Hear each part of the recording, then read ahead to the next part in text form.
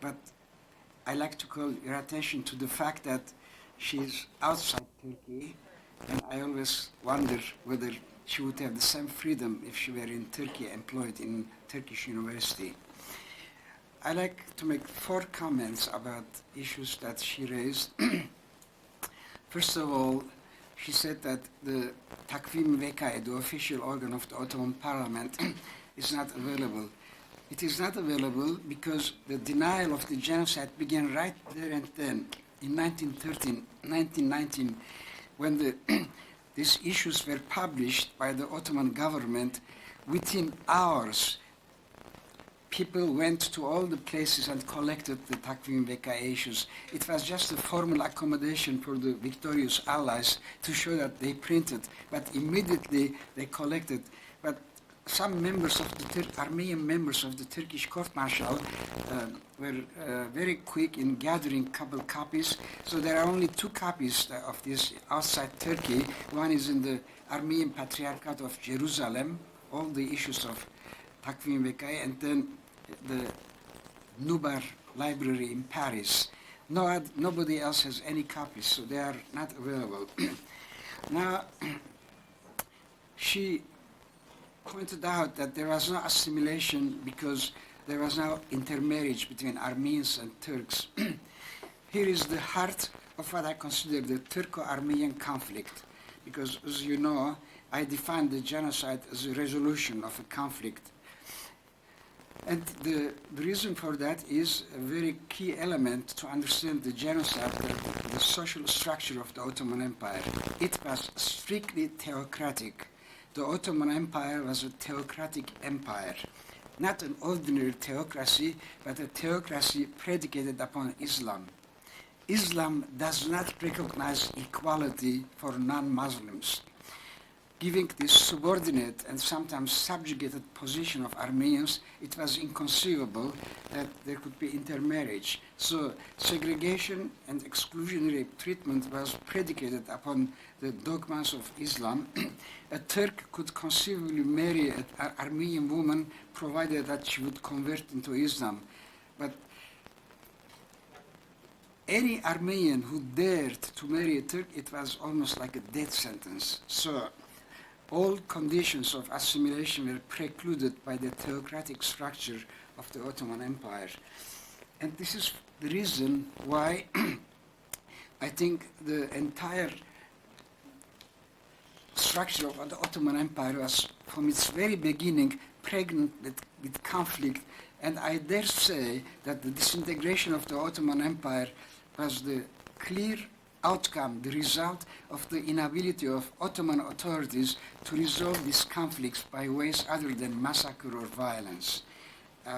And it was difficult to resolve because, as I said, Islam did not allow. The conflict could only be resolved if Armenians could embrace Islam, and then the problem would dissolve itself. This is what Ziya Gökalp, the main ideologue of the Young Turks, again and again repeated, that the Armenians could become equal only and only if they abandon Christianity and become Islam. Now, regarding the Balkan issue, here I agree with Müge, and I think in my last publication I have an extensive discussion that in my judgment the rudimentary conditions of premeditation of genocide began at the end of the First Balkan War, when the Turkish, the glorious Ottoman army, suffered defeat after defeat by those countries that were subject nations of the Ottoman Empire. The Greeks, the Serbs, and the Bulgarians dissolving, composing all their differences, for the first time created the United Front under the umbrella of the Tsarist Russians and threatened the Ottoman Empire. And it's very interesting that when they decided to finally evict the Turks from the Balkan Peninsula, they formulated an ultimatum to the Ottoman government that no government, self-respecting government, could accept. The terms were made very difficult to accept. And by sheer coincidence, at that very time, the foreign minister of the Ottoman Empire who had to deal with this was an Armenian, Gabriel Noradukyan.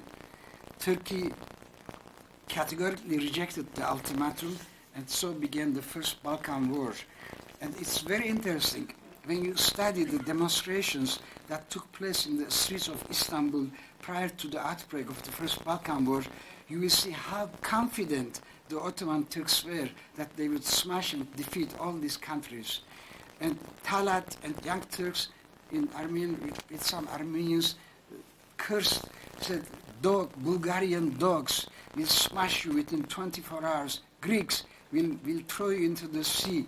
They were confident that within 24 hours they would march into Athens, Sofia, and Belgrade. And the very opposite happened. The most humiliating defeat that the Ottoman army suffered was in the First Balkan War. Hundreds of thousands of Turks were captured by these Greeks and Bulgarians and Serbs. Istanbul was on the verge of collapsing when the Bulgarian army marched all the way to outskirts of Istanbul, Çatalca. It was under these conditions that the young Turks, for the first time, had serious deliberations, saying that the Berlin Treaty, Article 61 and Article 23, dealt with these problems of reforms. 61 was for Armenian reforms, Article 23 for Macedonian reforms. The Turkish Ottoman government accepted in 1878 in Berlin to introduce reforms in Macedonia. Instead of introducing reforms, in the summer of 1912, they committed two major massacres in Macedonia, and that was the triggering mechanism for the First Balkan War. The same thing, reforms are always treated with massacres. This is a pattern in Ottoman history. So, in my judgment, the two massacres in Macedonia led to the First Balkan War and the final eviction of the Turks from Balkan Peninsula. And Müge is right, and I have published several times about this. The misery, the suffering, the losses in the Balkan War, in the First Balkan War, were a triggering mechanism. In Istanbul, tens of thousands of refugees in the mosques dying from starvation, hunger. In ours, it was the same condition that Armenians faced at the end of 1918, when every day in Echmiadzin, hundreds of Armenians were dying from hunger and starvation. So the Turks made a decision. What happened in the Balkan Peninsula as a result of Article 23 of the Berlin Treaty will happen the same thing in Armenia because of Article 61 about Armenian reforms. We lost European Turkey. We are on the verge of losing Eastern Turkey because of the same problem of Article 61 and Armenian reforms. And it was right there and then that a major change took place in the Central Committee of the Young Turk Ittihad Party. For the first time, the three architects of the Armenian genocide, Dr. Bahattin Shakir, Dr. Nazım, and Ziya Gökalp, became powerful members of the Central Committee of the Young Turk Ittihad Party. And it was in 1912 that temporarily they decided that at the first opportunity they will eliminate the Armenian question and Armenian reforms by eliminating the Armenian population of Eastern Turkey. And this is how the Balkan problem arises. Finally, her comment about denial. When we speak of denial, we have to remember that it started at the very beginning in Lausanne Treaty. In the Lausanne Treaty, all references to Armenian massacres, even the word Armenia was deleted because of the pressure of the victorious Turks.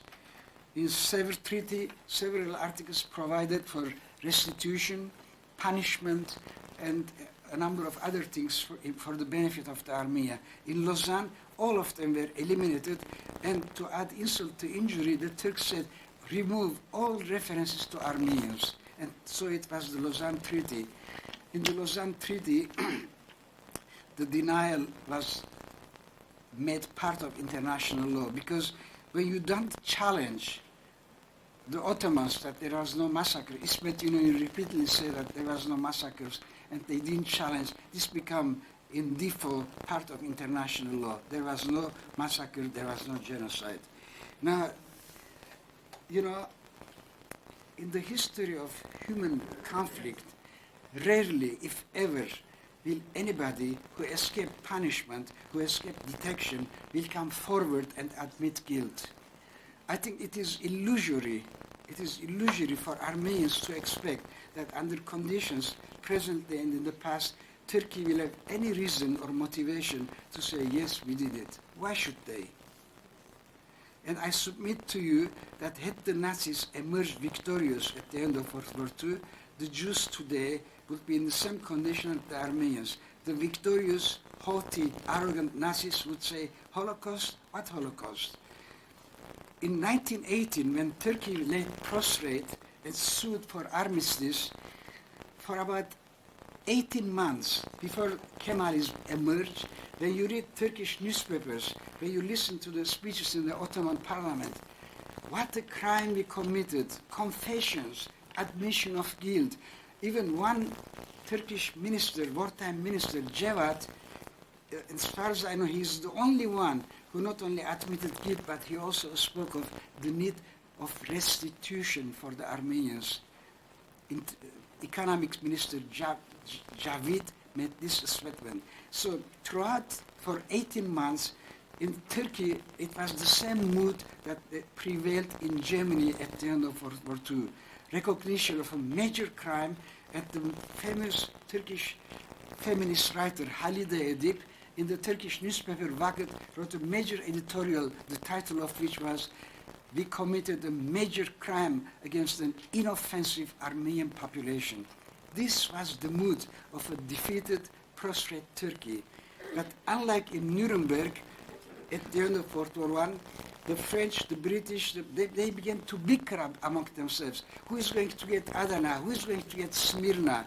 And as a result of this disunion, Kemalism emerged. Italians and French secretly supported the Kemalist movement, and as a result, Kemalism denied all, in fact, they dissolved the Turkish court-martial. The entire files of the court-martial have disappeared.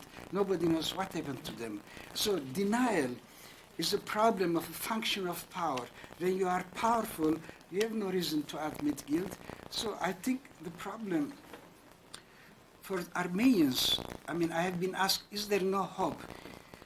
I think there is one consideration of hope, and that is when, if and when, Turkey, as a result of structural reforms, is admitted to the European Union, embraces the values of Europe, that is democracy, freedom of expression, freedom of thought. Today, there is not a single Turk in Turkey, maybe one exception, who will dare to challenge Turkish authorities and say it was genocide.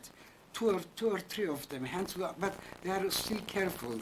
There is no leeway, there is no scope for freedom of expression, and in the absence of such freedom, there is no possibility, and Müge is right.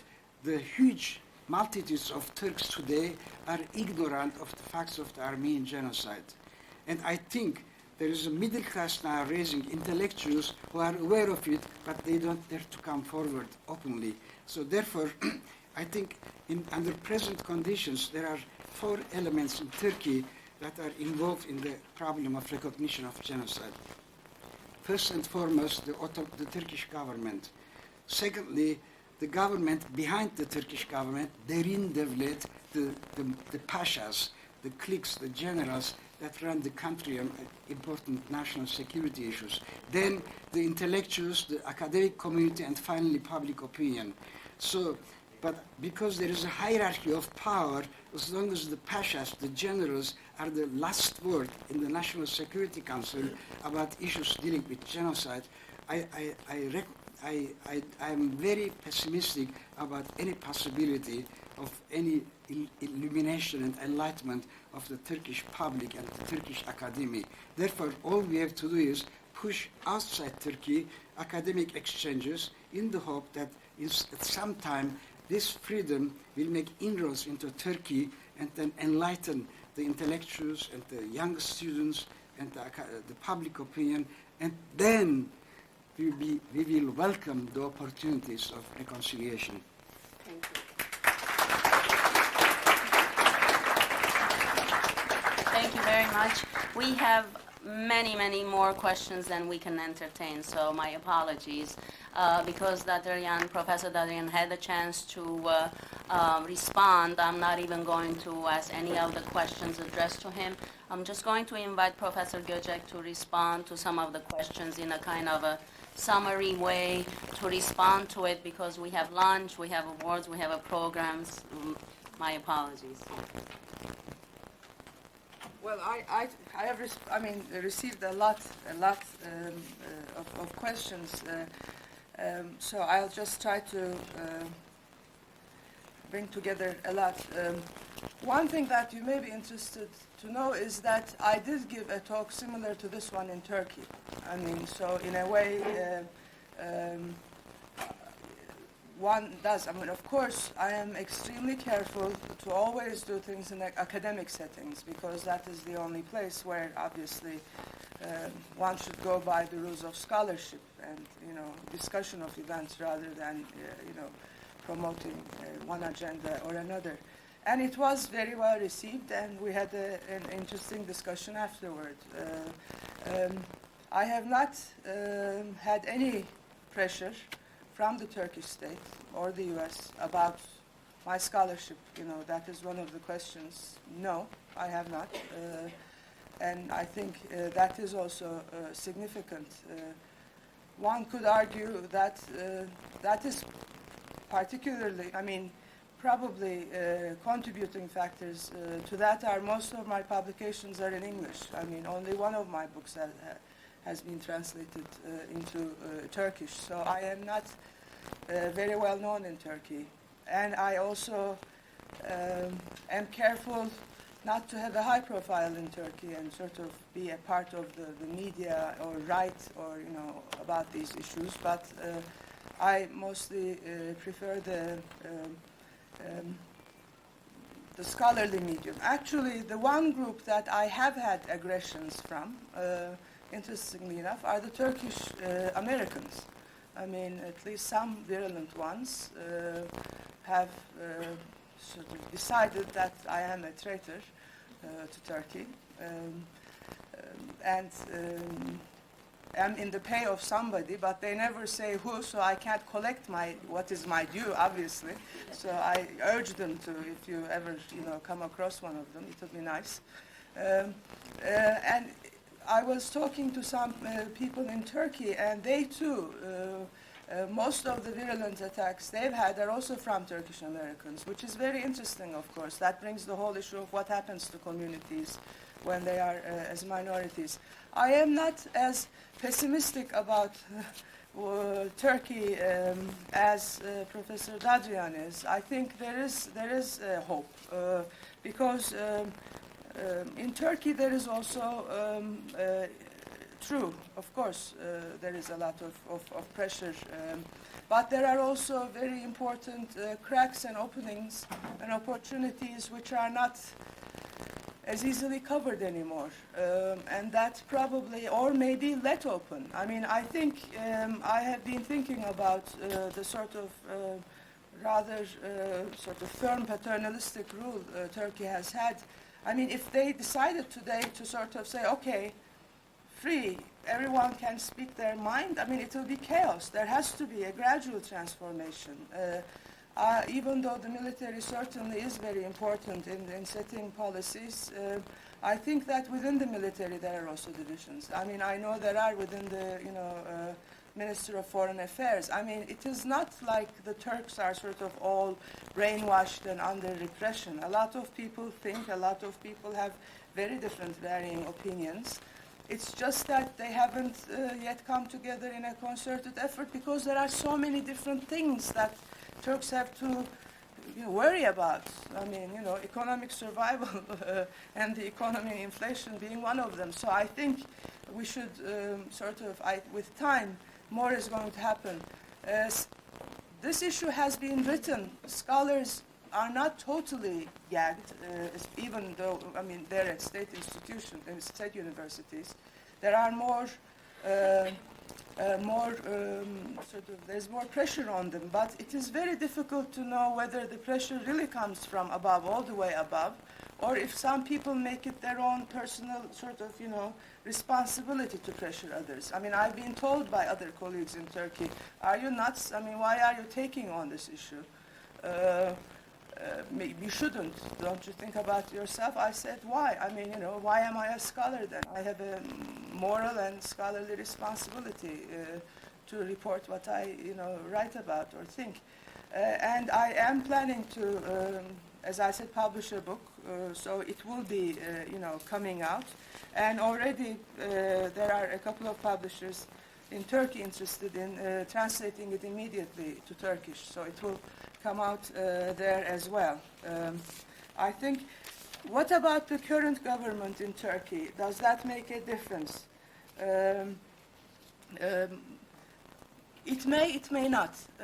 As I said, since this issue was not taught in the educational system, it wasn't the only issue that wasn't taught. I mean, if you think about, if I look at our history textbooks, it is a very nationalist representation of, that is actually one thing that my next book project is on rethinking Turkish history. I mean, where, for example, especially in the founding years afterwards, because of the great influence Mustafa Kemal had, and of course his charisma as a leader too, all the supporting cadres that were in conflict with him were also eliminated from history books. So, those were guns. There are the very important Kurdish revolts that go on that are totally unaddressed. Later on, there is the, persecution of Islamists and others. So the rewriting is not only on Armenian issues. It has to be a rewriting of all different dimensions of Turkish history that are silenced. Women's roles, likewise, overlooked. And I think, for example, Mehmet Akif, who wrote the Turkish national anthem, had to escape to Egypt afterwards. Halide Edip had to escape to Europe. There was a lot of infighting which had to be addressed, which hasn't been addressed. I'm hoping, the present government came to power, I think,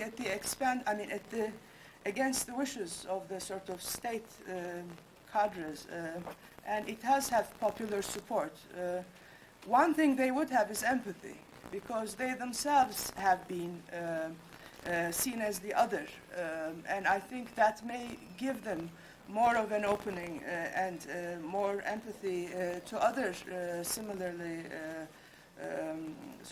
marginalized groups at one time or another. Will this have any bearing on how the Kurds are treated? Of course.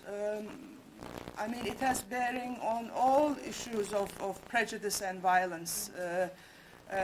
Unless there is accountability brought for past transgressions,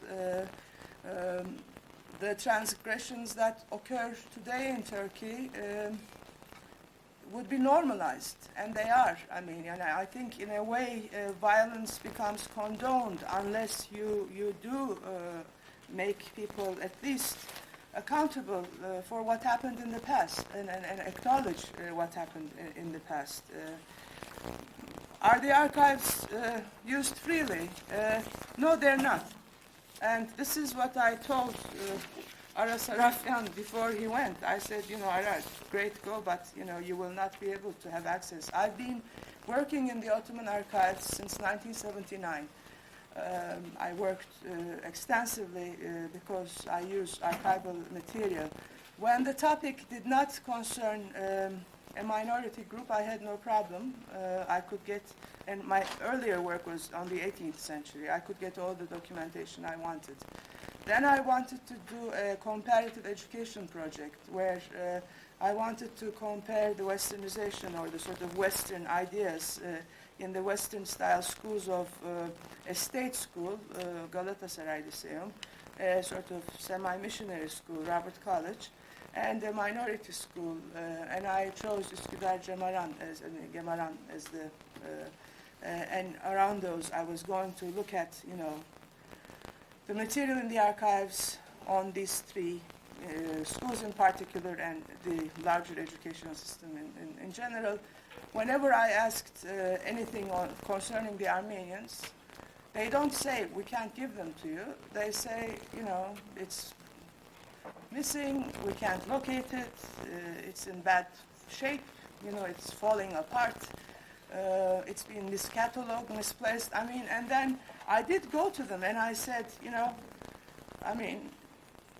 don't you see there is a pattern here? I have to be stupid, not to see what documents I can get and what I cannot. Unfortunately, then other Turkish scholars working there came and said, Miguel, don't feel bad. It's the same with us. They have the same policy to everybody. And likewise, there are some documents concerning the Arabs that are not given, the Middle East conflict, the Kurds. So there are many touchy topics, even though the archives are technically open because you can go and look at the catalogs. Nevertheless, it is said, a committee inside that reads all the documents that are given out before they are given out and vets them according to some criteria that they have developed. I don't know what those are. And I did write about this also, because nobody was willing to speak out. Although documents may be open to those, when I was a graduate student at Princeton, I did receive a letter saying we're welcoming all historians who want to prove the Turkish point of view to come and work in the archives. Had I chosen that route, maybe I would have seen some documents, but obviously I didn't. But my accounts, my reading of even the documents published by the Turkish state support on the Armenians, if you read those critically, there are so many, as Professor Dadrian also has used them, there are so many condemning sort of information there that you don't need to see the archives almost, even though it would be great if one could. Instead, I use memoirs. And I think I've used about pretty much anything that's been published in that time period and try to put together information together that way. Takvim-i Vekai, I don't know, Professor Dadrian, there are efforts to publish it in English, right? You probably know more about that. There are, as I said, partial ones published in Turkish by Kocahanoğlu is the last name. I forget his first name. What would it take for Turkey to admit to the Armenian genocide? I do not know, but I think you understand how complicated it is, because it will not stop there. There has to be lots of other dimensions of acceptances of many transgressions. And that is something also one should mention. After the Republic was founded, there's an issue about taxation. Were they taxed more? Yes, the non-Muslim communities, the Millet members, had to pay another tax called the poll tax, head tax, and that tax they were paid for the protection they were given by the Ottoman Sultan, and in return they did not perform military service. So, they were taxed more. Eventually then, that tax was sort of rescinded and they started serving in the army, and that brought with it a lot of different issues, but I won't go into that. What is important, though, that after the foundation of the Republic in the late 1930s, there was something called the wealth tax, varlık vergisi, that was specifically targeted at minorities to tax a lot of their wealth away from them to Turkish Muslims. And then also there were events such as the 6-7 September events in 1955 directed against Greeks over Cyprus, but also over the bombing of Mustafa Kemal's house in Salonika, later discovered to be instigated by the state itself, and then as a consequence, plunder of many minority businesses in Turkey. So there is a lot of other things that continue that are still going on today. What could be done by Turkish scholars? I think there is a lot also being published in Turkey, you should notice. I mean, you know, if one reviews the literature, you can get a lot about what happened just by the Turkish sources alone. But I think they have to be put together systematically. I tell, what would I recommend? Try to develop ties as much as you can with Turkish Armenians. I mean, if you think you have it bad here, just imagine what it may be like living in Turkey. I mean, you know, they are a small community, and I think the more support they have, the better. And it is difficult for them, and I think the whole issue of political identity has to be addressed by bringing in, I think, Armenians from Turkey and Armenia, because Armenian identity as such is not only what is here in the United States. This obviously is a very important part of it, but I think the Turkish Armenians and Armenians in Armenia also have a lot to add. One thing about the Lausanne Treaty that I should add is that that was the one issue when Reza Nur actually was the one who was much more, I think, nationalistic. That was the one issue where they said, we'll get up and leave the negotiations if you do not, I mean, if you insist. And Inun actually said they had signed a treaty with Eastern Armenia, I mean, you know, and they said, hey, we have no problems with the Armenians. We have the treaty, they have their state. I mean, so they were not, I mean, on purpose, differentiating the Eastern and Western Armenians from one another. And they also had a nationalist rhetoric that all the minorities were going to be Turkish citizens and equal to the Muslims, and therefore it was not an issue. They were all Turkish citizens, and that was that. I hope that I have, there is an issue about numbers. I think numbers will get you nowhere. Why?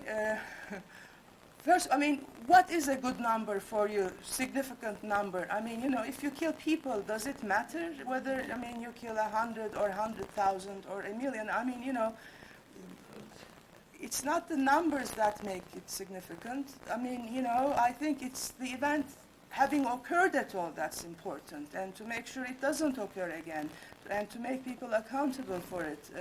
The one major problem I can tell you from my studies in Ottoman history is that the Ottoman archival, I mean, information, statistical information was conducted at the household level. So the household heads are counted, not the people, the number of people in the household. And that is what accounts for all this number dispute. I mean, because the major issue is what is the number you're going to take as the numbers of people living in a household? Do you take household and multiply it by 5? Do you do it by 3? Do you do it by 6? I mean, and this is all disputed. And also, of course, the Armenian Patriarchate at the time says we undergive numbers because we don't have to pay as much tax, poll tax. And the Turks, I mean, you know, say, oh, no, that's much more than that because they underestimate. And then they try to, I mean, correct one another. And I don't know, in the end, you know, what happens. I think I will stop. Have you? For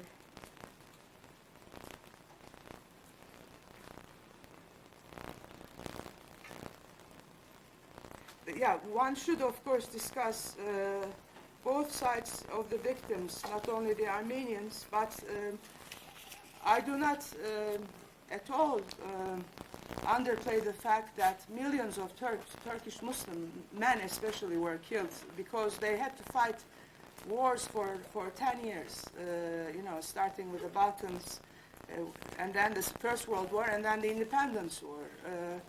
Definitely. But They managed to have a nation state, and they did have the support of the Turkish, first Ottoman, then Turkish state on them, and the Armenians did not. That is, I think, what is important about the difference about them. Thank you. Thank you.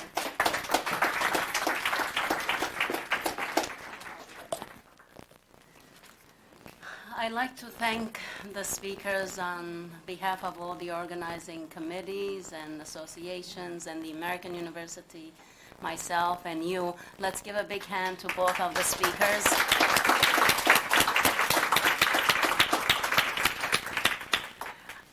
Few things. We're going to do the certificate and awards for the essay contest every year. We try to encourage young students to write about what genocide means to them. So this is a chance for them to research on all genocides, and we have not been really fortunate in that we have a lot of genocides. We've had over 40 genocides and over 158 or so politicized and other pogroms. So the challenge for them is to decipher through and write what that means to them, the legacy of genocide means to them. And we received over 100 essays from high school students and over a dozen from college students. So this is the challenge for us to present the winners. Before I do that, I want to thank Dr. George Hero, who really helps us tremendously from Midwood High School by helping us really give an assignment to the students to write the essay. This way they are motivated not only for the money, the prize, but also because it's an assignment by the professor. So thank you, George.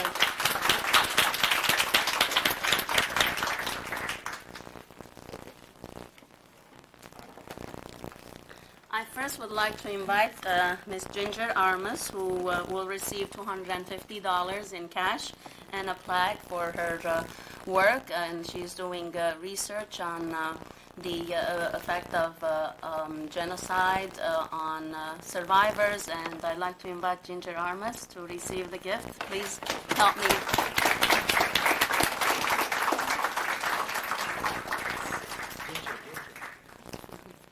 This is a photo opportunity. Thank you so much.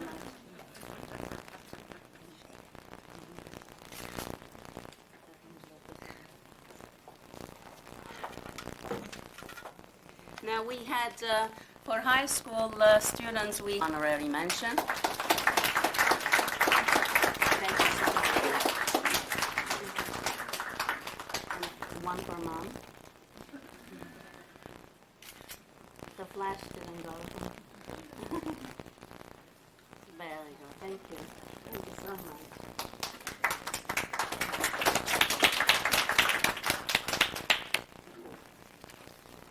The other two are coming. Olga Pikovskaya. Which one is Olga? You can hold 1 second. Olga Pikovskaya. Am I saying it right? You want to come here, please? This is $100 for high school students, and this is the plaque. Thank you very much. Would like to make a comment or give a summary of what you wrote? Dimitri? No? How about, would you like? Would you come? To present you with a plaque for your outstanding achievements.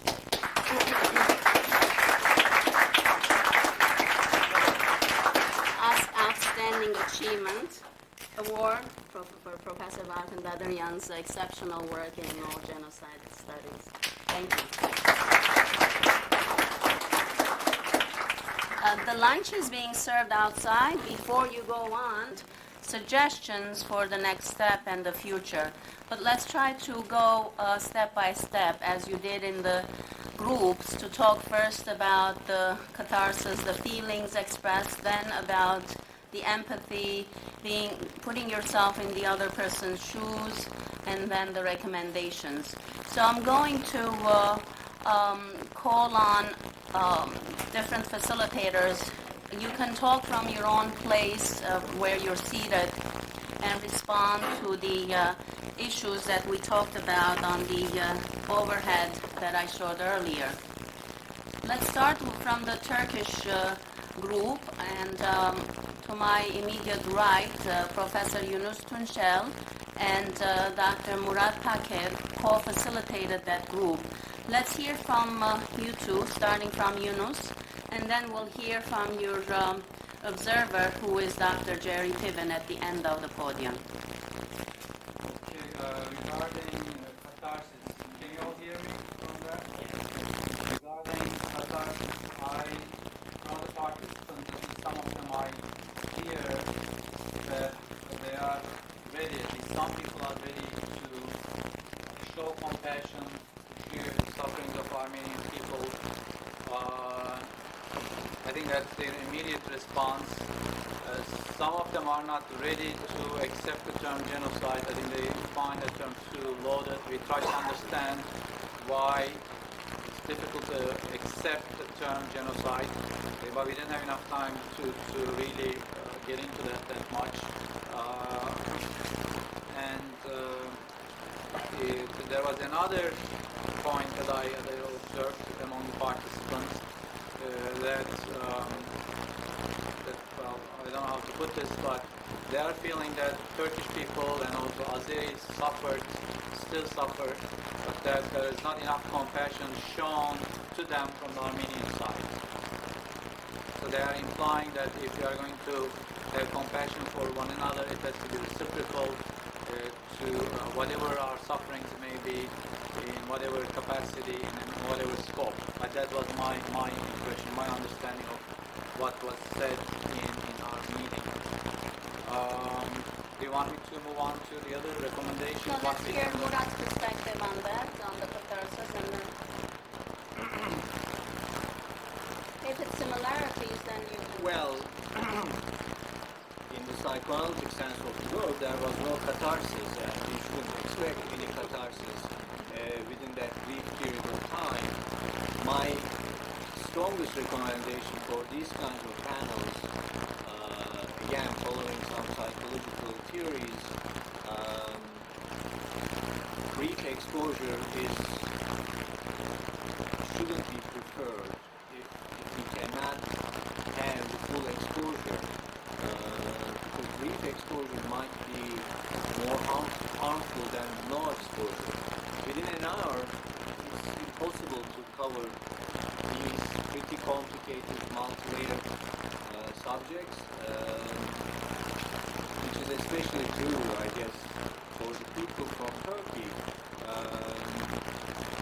When you deal with any kind of trauma, which is this topic for the Turkish people who are either not knowledgeable about the topic or who are raised by the official Turkish position, this is a sort of trauma when you hear about it in the first time. And the automatic reaction would be denial. Now, cannot be true. As you keep hearing about the issue,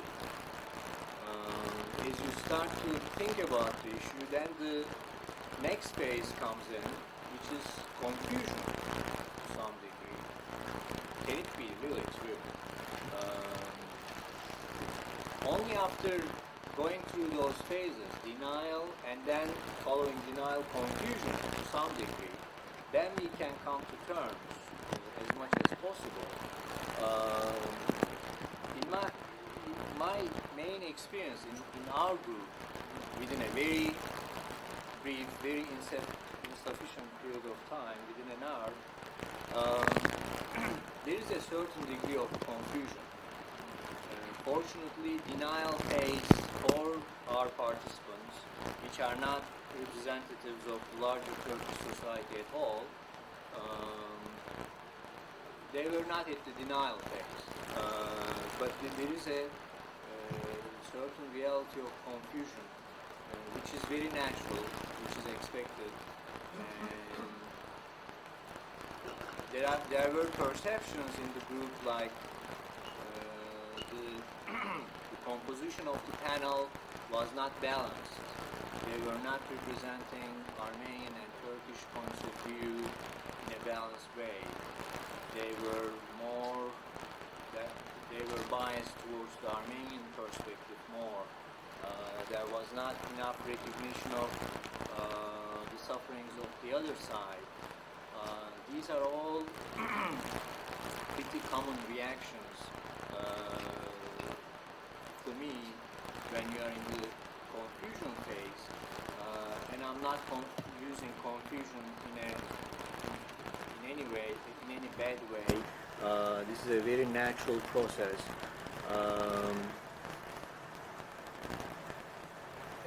Another observation of our participants was that the role of other powers like Russians were not emphasized enough in this, but there was a general agreement about no matter what, there was no justification about those systematic massacres of Armenians.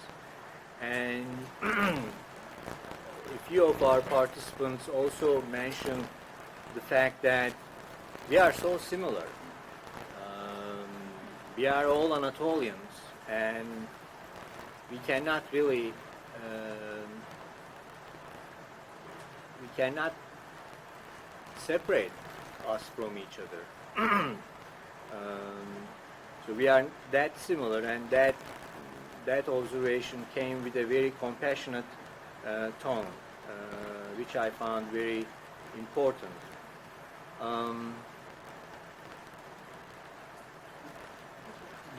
There was another important point which has been important since the beginning. Turkish people, or people in Turkey, are not really comfortable with the example of Holocaust. This is a big issue. This is a big barrier in discussing the events of 1915, because Holocaust, as for everybody in the world, represents an ultimate bad thing. And if you equate the massacres, the events of 1915 with the Holocaust, then you have a much more difficulty in discussing what really happened with at least most of the Turkish people. So there was that sensitivity in the group too. So I should report that too. Okay. We'll come back. We only, please take only 3 minutes so that we can come back. We're going to ask the next questions. Any issues or anything would you like to share about feelings you got from the group, Professor Göçek? Yes, one thing, it's the imbalanced part is interesting to me. Balkan Dadrian obviously has spent his whole life to trying to prove what happened, and therefore he had a specific agenda, and he only talked on that agenda, and whereas mine was much broader. And I think because of that, it was natural that people felt the imbalance. One thing just drew my attention to is the numbers issue. So since a few people asked me questions after that, when you asked about numbers, I said numbers aren't important. I didn't mean, I wanted to draw your attention to the events themselves rather than spending time wasting energy saying, no, it was this or the other, whatever. I mean, just so that you know, for my own calculations, I use the official Ottoman, initial Ottoman count, which is 800,000, and I stick to that. But, the Turkish official count goes down to 30,000, as if, it could go down, but, but I'm just trying to say numbers shouldn't be used to justify arguments in and of themselves. I think they should be contextualized, and we should just take one standard and go with it. I mean, however you look at it, what happened is not something that could be justified, but I officially stand on 800,000 in case you're interested. Thank you. Thank you. Dr. Piven, you were in the group as an observer, correct? Could you please share some of your observations from the group dynamics perspective and psychoanalytic perspective? Yeah. Well, I saw a spectrum of responses. some of which were somewhat defensive. Some of them seemed a little bit defensive. Clearly, some people were experiencing some remorse and trying to work through it somehow. There was a discomfort with the comparison to the Holocaust, and one of the participants suggested that we find another word to use because it really did damage to history and to the identity of the people to assume that even if there was a tremendous atrocity happening, it was to be equated with something else which was very dissimilar in many ways. As I said, the spectrum of responses varied. I thought there was a certain amount, possibly, of resistance to the idea that some of the violence might have been sided, or that is to say, that there was less of a mirroring and participation on both sides. That from a psychoanalytic perspective might seem to be a certain narcissistic injury to acknowledge that one's own people might have committed certain atrocities. That doesn't mean that there wasn't participation on both sides, but it always is a blow to the self-esteem of an individual to varying degrees to acknowledge that one's people have done terrible things. It's a blow to the self-esteem of Americans to think that they might not be the knights in shining armor, that they did terrible things to Native Americans and probably many, many other peoples around the world. The Japanese today still don't acknowledge that the grave of Nanking was particularly significant. The politicians do try to decrease the numbers to about 20,000. Chinese scholars say it's 300,000. The numbers to them are significant, and yes, I think they are actually, but the subtext of the numerical modification is that if it's only 20,000, then it's not an atrocity, and so it's justified in their minds.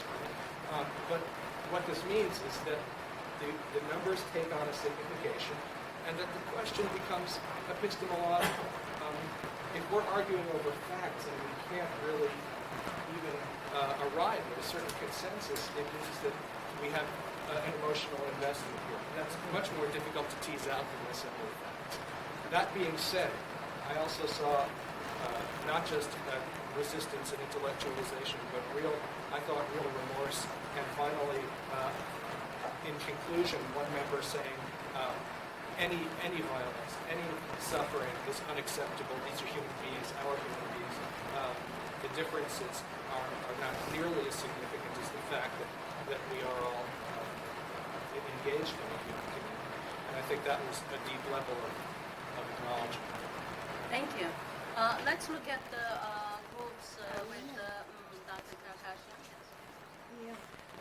Overall, the group expressed appreciation of the fact that there are discussion groups such as this that allow for airing of thoughts and feelings, particularly since the establishment had a taboo over discussing events and politics, and this sort of group discussion opens it up.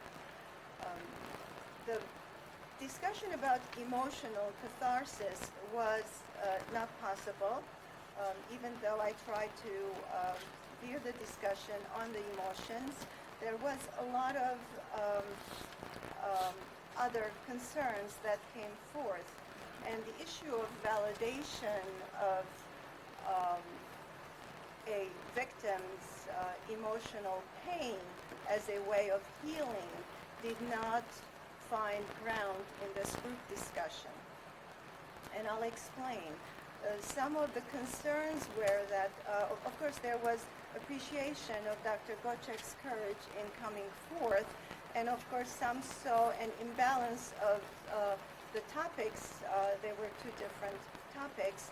However, there was a lot of self-correction effort among those present in terms of in a way saying, we have not done what is necessary. How can we improve ourselves in educating Americans, in educating the Turks on what happened, how to improve on our literature and communication patterns.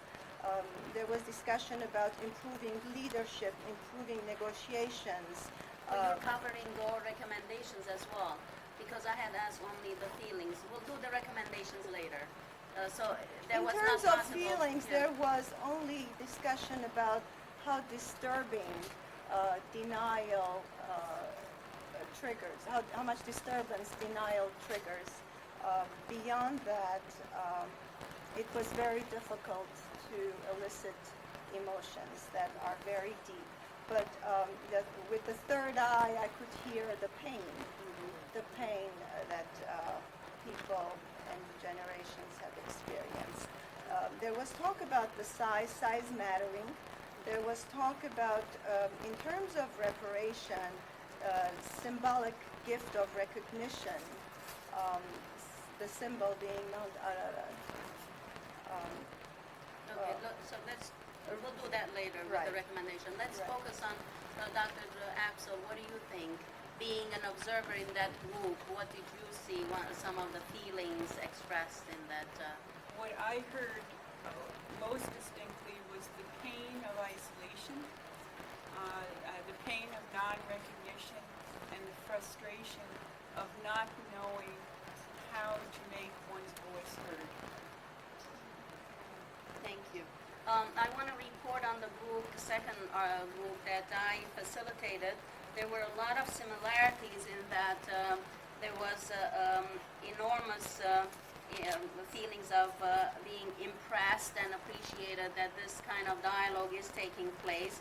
But at the same time, there's a little bit of suspicion and suspiciousness, not about the presenters, but yet to make this legal, or what some of the group members thought it's a justice element, to make it a psychological issue, and think that, okay, by just psychologically admitting everything is going to be fine, that, they disagreed, they were suspicious about that approach, and they were impressed with Professor Göcek's coming forth and the courage, and they were relieved that how genuine her personal experiences were that she shared with us, and it was an eye-opener for so many in terms of positive way to hear and to be part of this group, and again, appreciation and compassion did come up, as well as disappointment consistent with the other groups, that perhaps the presentations were not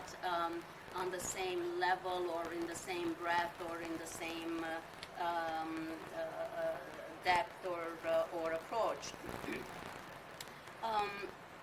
Let's now move on and talk about recommendations and suggestions. Oh, before that, any kind of comments, if you can give on putting oneself in the other person's shoes from your group. Anything that came up. I know that it was difficult for us to cover all these topics because the time was too short and there was too many issues to discuss. But if there was something you can share, or else we'll just move on. Do you want to start? Well, we tried to tackle with that exercise, empathy exercise, but only a few people spoke up, and they said they what did they say? They would feel. The first participant who spoke about this said she would feel anger. Right, if I remember correctly. Right. She would feel anger, she would feel hateful and Hatred. right. Initially, if she were also brought up with stories of genocide, stories of killings and injustices, if she were brought up that way, and her, in a way, I think she was trying to understand how Armenians feel that way today. Thank you. Anything else from your group, Medine? Well, I remember one mention that it must be hard for Turks also. However, there was also a comment that that person holds every Turk accountable for what happened. Anything from the observers' perspective? Oh, I'm so sorry. Sarah, would you please comment from the observer's perspective? I apologize. I think an interesting comment was made by a young woman who are now in our group. She said that she was raised to think that the Turkish perspective, she just never think about it and never. There was a young woman in the group that said that she felt that many of her peers and many of the younger generation don't really know the facts because the facts are sort of unacknowledged and not written up as part of the historical record of Turkey. And she said that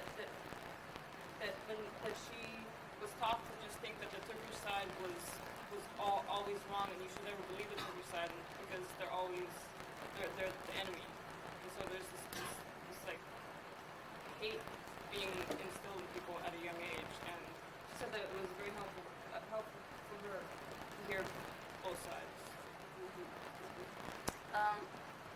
Jerry, about the empathy and about the group, anything on that point? Well, I saw that there was some empathy, but it was difficult for many people to open themselves up Right. To the acknowledgement because it was so painful. And that's why I said that there was a certain amount of intellectualization or resistance, which is to be expected. Right. Right. Yes, there was also similar dynamics going on in our groups in that people were kind of busy about talking about recommendations or what needs to be done, but did not want to take time to express their feelings or take time to be empathic. And I had to raise the question, I think, 3 times before several members of the group said that, well, I would feel angry if I was a Turk and I didn't know, or I knew, or I didn't know about my past, and somebody came to me and said, you know, your father, your generations, or grandparents were involved in something as such. My feeling would be shock and anger and disbelief. So they could really understand and be empathic of how difficult that is to be on the side of, to be a Turk and to be in this situation. So let's move on to the recommendations and future steps, constructive strategies, and so on. Well, I think reconciliation means to take a step towards one another. So it has to be reciprocal if we are going to take that step. And there are certain things that have to be overcome.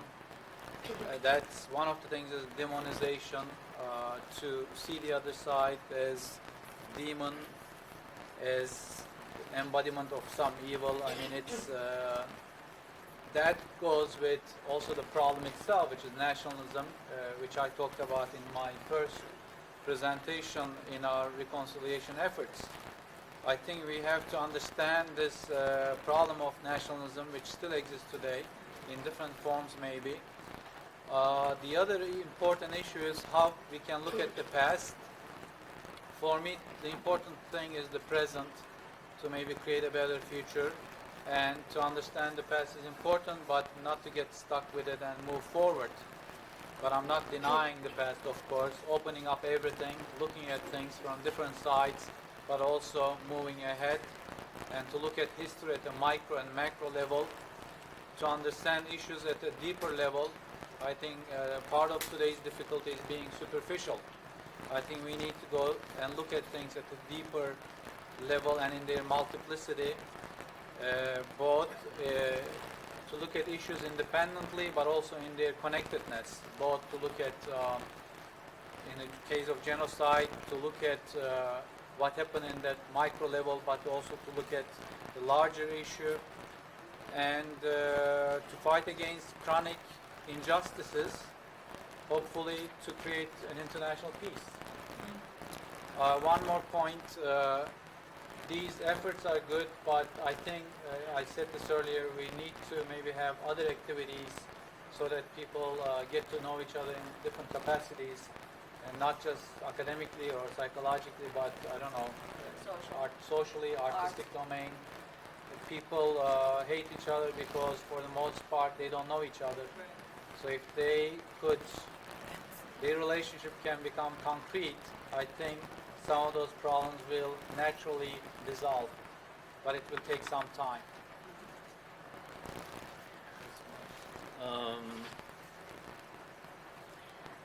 2 years ago, there was another panel, Yunus and I was a part of it, and my main recommendation remains the same actually, which talks to the asymmetry between Armenian and Turkish sides. I guess this is at the heart of this problem, this dialogue, this reconciliation effort, because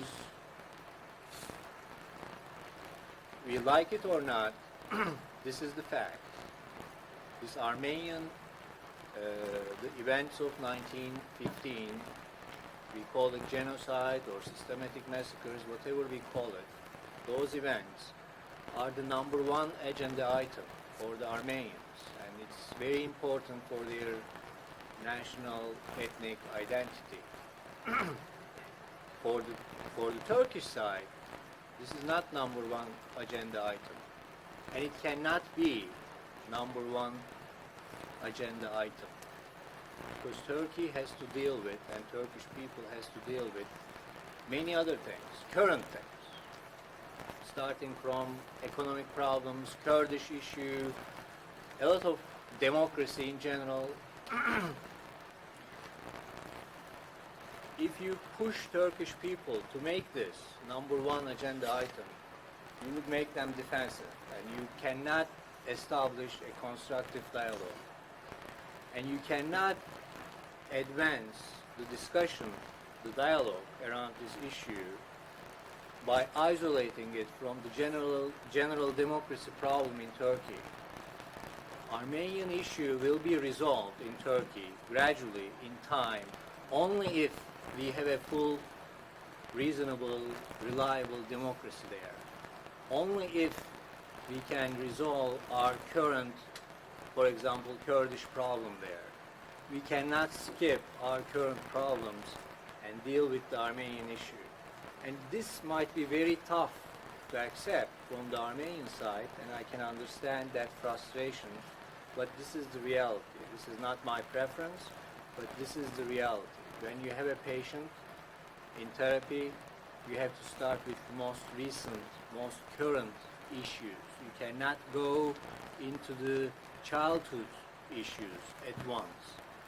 So there is that order we have to deal with, we have to live with, which creates a lot of tension because there is an understandable impatience on the Armenian side, totally understandable. But on the Turkish side, this is not a number one issue. It's among tens of dozens of other issues. But it's a very critical issue because it talks to the foundation of the current modern Turkish state. So Turkey has to deal with it, but it's going to deal with it in time, gradually. So in terms of this dialogue, reconciliation efforts, we have to really understand the other's difficulty. Turkish side has to understand the sense of urgency on the Armenian side, which is true, which is justifiable. But Armenian side also has to understand that for the living Turkish people there now, this is not a number one issue. That doesn't mean it shouldn't be an important issue. Of course, it should be an important issue, but within a context. Related to that, as Yunus mentioned, if we are going to move forward in this reconciliation dialogue efforts, both sides, not only Turkish side, has to deal with their nationalism, which is a big issue, not only for a certain ethnic or national group. This doesn't equate Turkish and Armenian sides with regard to what happened in 1915, but as we know, nationalisms should use certain events, certain memories, certain fantasies, certain myths to construct and reconstruct themselves. So these kinds of horrible events for any kind of ethnic national groups in the world serve very well that purpose to construct nationalist agendas and identities. This should be dealt with one way or another. Thank you. The observer, please. Do you have any comments on this? What was the specific? Suggestions and recommendations. I mean, it's a basic thing. If anything else you found you know that they didn't mention. Well, I think the main thing. Jerry was. Jerry Jerry was in our Okay, Jerry. observation. Yeah, two things.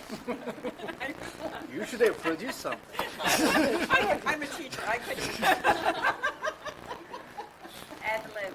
ad-lib. No. All right, just two things quickly. One thing is if there's anything one can possibly do to further one's empathy and one's understanding of oneself in these issues is anytime one finds oneself angry or resistant, to see that as an indicator that one is trying not to see something.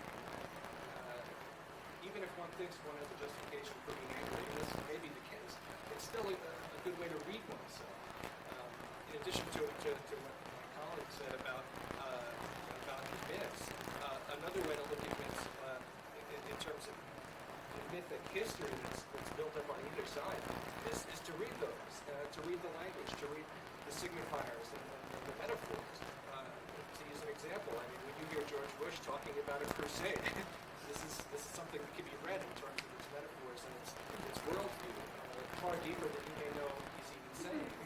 So take a look at some of these narratives as reflections, even unconscious reflections of what we believe.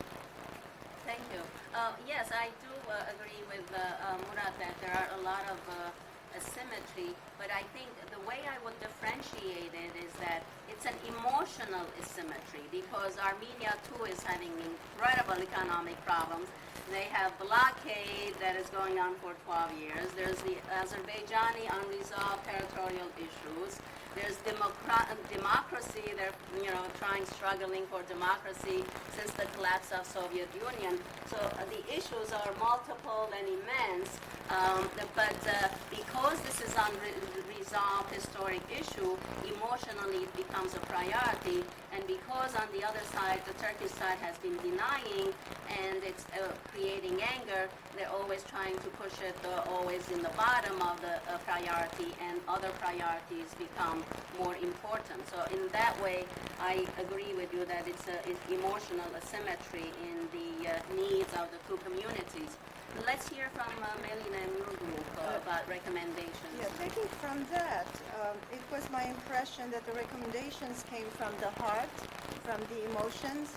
Several group members mentioned that their parents and ancestors had gone through the horrors and the memories still stood. In terms of recommendations, my overall gathering was that there was a sense of survival guilt where the participants talked about what we should do, what Armenians should do, what we haven't done, what we should do, what we should improve to achieve not only recognition but beyond. One thing that was emphasized was education, not only of Armenians but Americans and Turks, and utilizing internet in order to educate in addition to other media, improving negotiation skills, improving leadership, recognizing that numbers are important, and finding a way of negotiating for symbolic recognition and also assistance in revitalizing the economy of Armenia. Improvement of communication within the groups and between groups was considered to be very important, and this conference was appreciated for that. if I may just interject, Sure. it's hard for me when you talk about Armenians to understand which Armenians is being referred to, because you mentioned the Republic of Armenia, but as long as I can understand it, Western Armenians don't see that as like their home country, because their home is Asia Minor. And the Turkish Armenians see Turkey as their homeland because that's where they live. So in a sense, I think each group has a very different perception. I'd of- like to add to Yeah, that. because so who's, Right. I have heard that before. That sort of response is and could be viewed by some as an effort to divide and conquer. So that's No. not an acceptable approach to say Armenians are varied. Yeah, Jews are varied, Turks are varied, but I'm reflecting what was discussed in the group.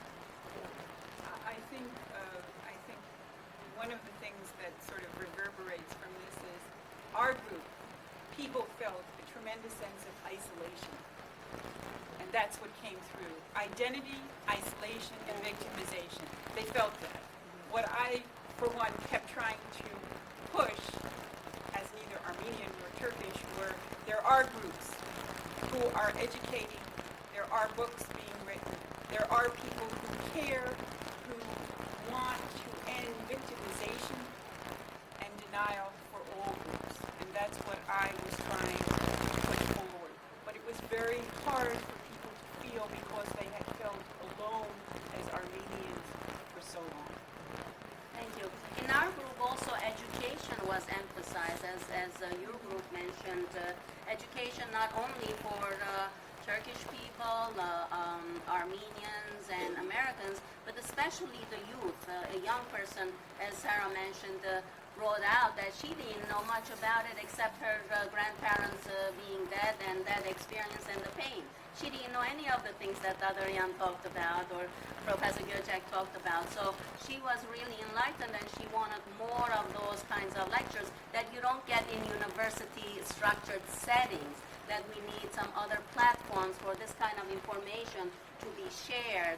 And the other aspect of it is what was shared is that although the Minister of Education in Turkey has declared a decree that everyone has to talk about in the schools, even Armenian schools, how Armenians massacred and committed genocide to the Turks. Now, the positive thing is that human rights organizations in Turkey are opposing this and recommending for them to withdraw this decree. So there's a lot of hopefulness that there is this shift, positive shift, and there's a little bit more openness in Turkey to talk about these human rights violations that are happening today, not the historic ones. And there was a lot of pursuit for justice through more education and preparing professors like Göcek and Dadarian and Akcam's more of those kinds of scholarship and shared, and also to talk amongst Armenians to come to some kind of a consistent picture of what would be acceptable reparation, because a lot of the Turkish response is that when we I meet several of Turkish friends or colleagues, they say to me, yes, we know it happened, but we're just afraid that you're going to ask for the lands and, we're not going to give you the land. So, can you tell us what you want and then we'll give you the acknowledgement. So this kind of thing, they were trying to grapple with the Armenians having at least sitting down and discussing and having unified stance of what would be acceptable reparation. Because as I told you earlier, that reparation is an important part of justice and human rights, and the last step in justice in that giving some kind of reparation. So will we be settling for a symbolic reparation, or we want the whole 9 yards, or we want individuals to go and do the asking for their own grandparents' houses and lands and bank accounts and properties. So these kinds of issues were also discussed. Let's now try to, any other last comments from the panelists, just, if you have anything else to add before we move on to the meditation and the next, the final step of our program. Let me just add one thing. When I mentioned the divides in the Armenians, it wasn't anything I had heard from the Turks. This is coming from the Armenians that I've talked to, that they have very different reference points when they are thinking about, I mean, that's one thing that I am becoming more aware of because I talk to Turkish Armenians too. And there's a lot of variation as to where the homeland is, what would be. And with respect to reparations, Girard Ligoridian told me that the Republic of Armenia has said that they do not want any reparations whatsoever officially.